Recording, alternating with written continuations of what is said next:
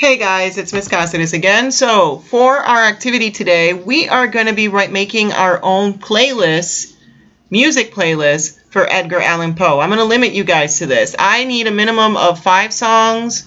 No, let's go with a minimum of 3 songs, sorry, and a maximum of 5 songs.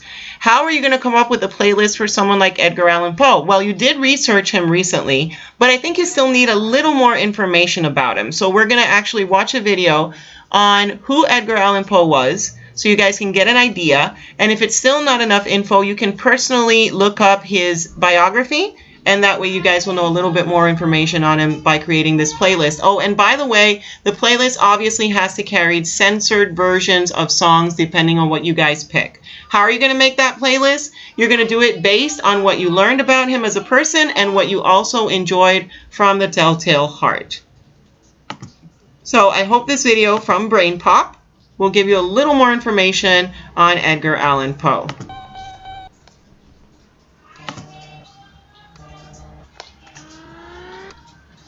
Still creepy. Dear Tim and Moby, my class is reading poems from a guy named Edgar Allan Poe. Who is he? From Jeffrey. Edgar Allan Poe was a 19th century American author who wore many hats. He was a magazine editor, literary critic, novelist, and of course a poet. But he's best known for his short tales of Gothic horror. That's a genre of fiction defined by gloomy settings, supernatural events, and dark mysteries. Gothic stories often take place in spooky settings like old castles or dark forests. And the characters tend to be, well, a bit odd and scary. Poe didn't invent Gothic literature, but he was one of the first writers to treat it seriously. Beyond thrilling readers, his stories explore complex themes like grief, guilt, mortality, jealousy, and love. Take The Fall of the House of Usher. The narrator describes his visit to the home of Roderick Usher, a man suffering from an unknown disease and haunted by a sense of impending doom. During the narrator's visit, Usher's twin sister Madeline dies, and the two men seal her body in a vault beneath the house. But one stormy night, Madeline escapes. They had buried her alive. You're telling me. The setting, characters, and plot all come together to create a truly frightening atmosphere.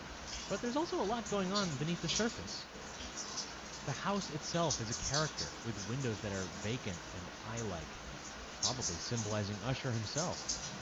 Early on, the narrator describes a crack in the side of the house, which mirrors Usher's crumbling health and descent into madness. The house's decay and final collapse are powerful reminders of the certainty of death. Right, death also plays a role in the Telltale Heart. The narrator in this short story confesses to murdering an old man because he couldn't stand the sight of his pale, vulture-like eye. Of course it sounds crazy. That's exactly the point. Many of Poe's characters are insane, though this one tries to prove his sanity by bragging about how carefully he planned out the murder. He also claims to suffer from a disease that sharpens his senses, which turns out to be his undoing. After killing the old man and hiding his body under the floor of his room, the narrator can still hear the beating of his victim's heart. Maybe the heartbeat was just the sound of insects in the walls, or maybe the narrator imagined the heartbeat out of guilt for the terrible crime he committed. Poe leaves it up to you to decide. Okay, I was just getting to you. Poe's childhood hero was the British poet Lord Byron, so he actually grew up wanting to be a poet. But none of his poems got much attention until late in his career when he published The Raven. Well, the poem has a musical quality thanks to a catchy rhyme scheme.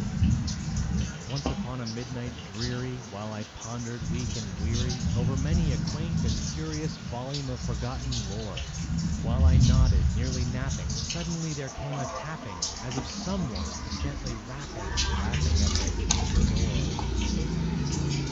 Alliteration, the repeating of first syllable sounds, adds to the poem's rhythmic quality.